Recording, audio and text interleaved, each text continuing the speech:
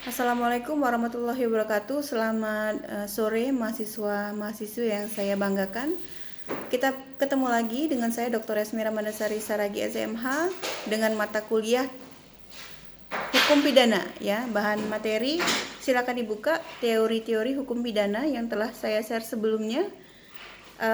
Jangka waktu absensi 3 hari di kolom komentar YouTube nanti yang telah saya share videonya kepada Komting. Tolong jangan lupa di like dan subscribe. Baik, terima kasih Bapak Ibu. Teori-teori dalam hukum pidana ada beberapa.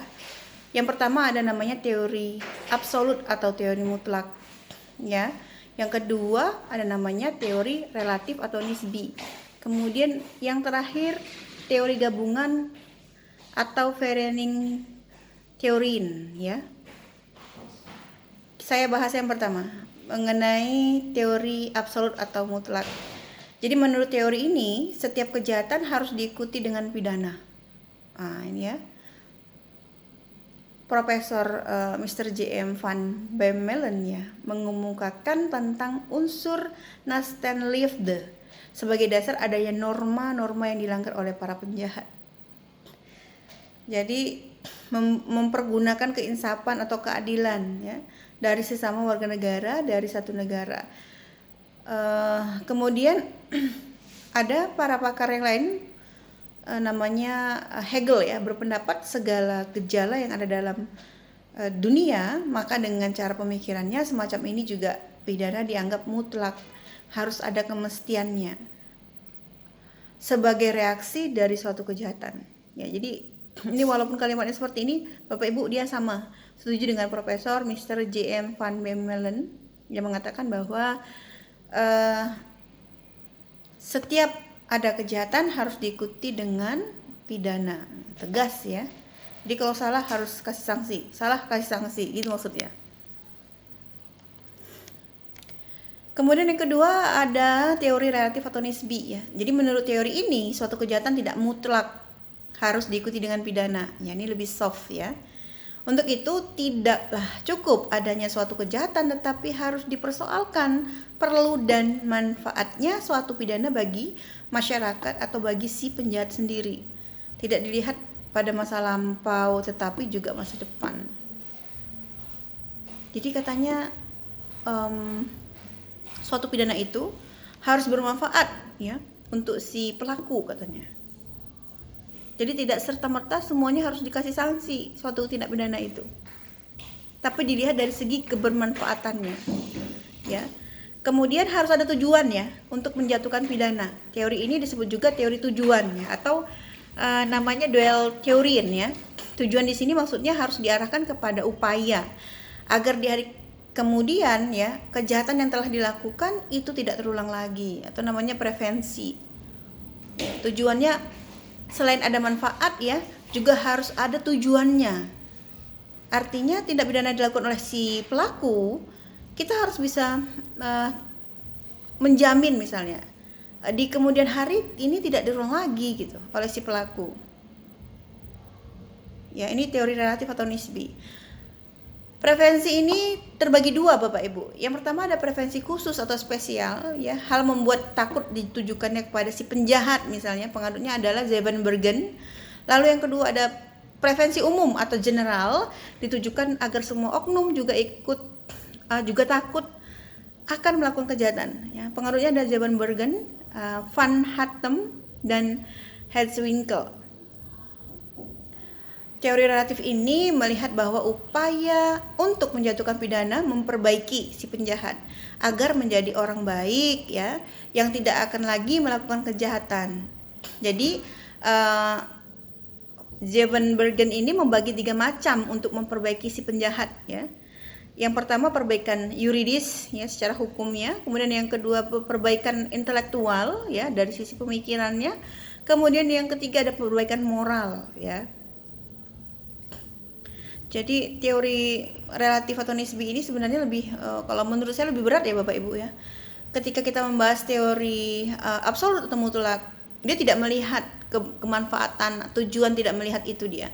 Ketika seseorang melakukan tindak pidana, maka dia harus dihukum dia harus dikenakan sanksi pidana.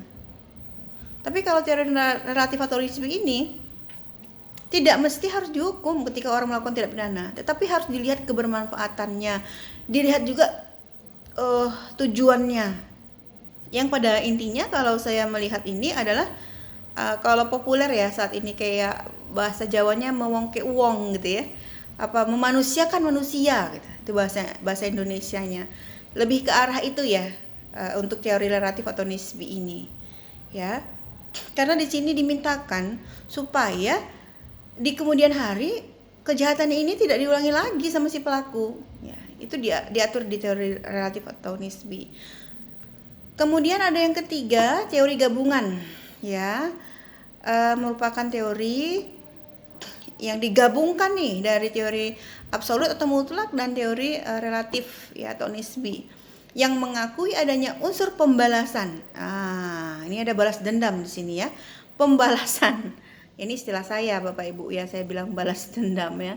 Sebenarnya teori pembalasan, karena kalau orang melihat hukum pidana kita lebih dikenal dengan oh iya ini teori pembalasan, ini hukum pembalasan ya. Gitu. Bahasa Belandanya vergelding ya dalam hukum pidana. Akan tetapi mengakui juga adanya unsur prevensi dan unsur memperbaiki penjahat yang melekat pada tiap pidana. Jadi selain juga ada pembalasan ya, kalau pembalasan itu diatur di dibahas di teori absolut atau mutlak, tapi juga mengakui adanya kebermanfaatan atau unsur prevensi ataupun unsur memperbaiki penjahat ya, sesuai dengan teori dari relatif atonisme ini. Nah, teori-teori ini sebenarnya memang para penegak hukum harus mengetahui ya. Memang para praktisi ya seperti kayak Polri, jaksa, hakim ya.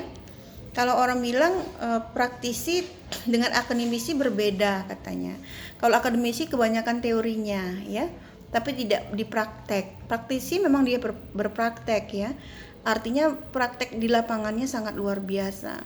Nah, tapi pemahaman ketika seorang akademisi dan seorang praktisi dijadikan menjadi satu orang misalnya, itu sangat luar biasa. Jadi seseorang itu mengetahui mengenai praktek, mengetahui juga mengenai teori. Jadi dua-dua dikuasai, jadi alangkah lebih baiknya gitu ya Bapak Ibu. Tapi memang berat ya. Nah, itu kalau di S1 biasanya konsentrasinya adalah hukum acara. Hukum acara. Jadi Bapak Ibu nanti kalau semester ketika pemilihan konsentrasi, Bapak Ibu memilih konsentrasi hukum acara, berarti Bapak Ibu harus bisa dua, harus bisa menguasai teori-teori, kemudian Bapak Ibu juga harus bisa berpraktek ya, namanya hukum acara ya, hukum acara. Jadi menekankan kepada penguasaan terhadap sumber hukum formil ya, KUHAP, tata cara bagaimana mengetahui prosedur-prosedur dan lain sebagainya. Oke Bapak Ibu, kita sudah selesai membahas teori dalam hukum pidana. Terima kasih, saya mohon maaf jika ada kesilapan dalam penyampaian. Selamat weekend, sehat dan sukses selalu untuk kita semua.